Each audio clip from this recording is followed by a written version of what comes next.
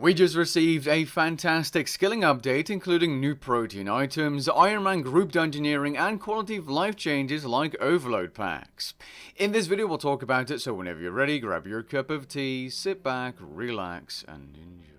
If you enjoy all kinds of Runescape content in addition to being updated with the recent news, be sure to subscribe. For those that didn't already know, Double Experience Live is returning on May the 20th to May the 30th, where you'll have 48 hours of double XP which you can activate and deactivate in case you need to do something in between. This will be a prime time to train your Bibles, and in case you're wondering what you need to train specifically, I do have a 5-minute video covering double XP for dummies, basically telling you everything you need to know in just 5 minutes, which I'll link in the description below. Coming very soon in a treasure hunter update, we'll have 3 new Protean items. You'll be able to use Proteans for skilling in cooking, rune crafting, and herb lore. Rune crafting Proteans are a little different, as instead of sitting at a bank, you have to go to the highest level altar you have available to get the best rune crafting experience.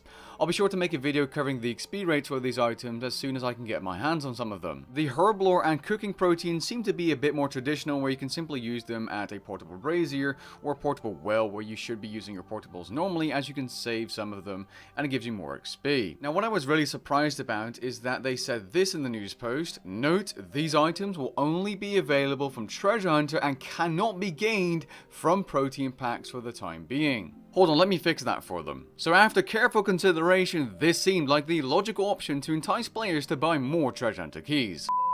So yeah, starting May the 19th, these new Protean items will be locked behind Treasure Hunter keys, and you cannot get them from your existing Protean packs you might have already saved up from previous Treasure Hunter keys or events or little mystery boxes. No, you're going to have to buy new keys, which I will be using my oddments for because I need to get a video out testing them, of course. Unless, of course, I'd be able to convert my existing Proteans into these new items, which, knowing Jagex, probably won't be possible until like a year later. But we can hope.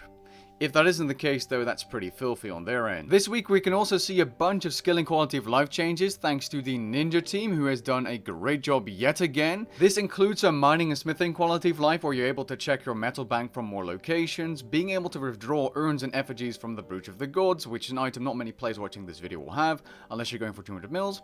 But a very major change is that popular hunter areas in Anachronia and the Incandescent Divination Center or Crater now forbid cannons of being placed. This of course means that players are not going to be able to crash you as easily during double XP events at, for example, carrying Jinkos. Silverhawk boots can now store a larger quantity of feathers. I'm not sure why they say larger quantity and not just say double, because it is double. You can now store 1,000 feathers. You're now able to obtain strange rocks from fletching arrows, darts and bolts as well. And a very important change, creating armor spikes is now actually faster. How much faster, you might ask? Well, the regular rune armor spikes are made more than twice as fast now, taking less than 29 seconds to make 1,000 of them. I believe upgrading them to the alloy version is now 3 times as fast, as when I look back to my abyssal armor spikes video, I said it took 15 seconds to create them.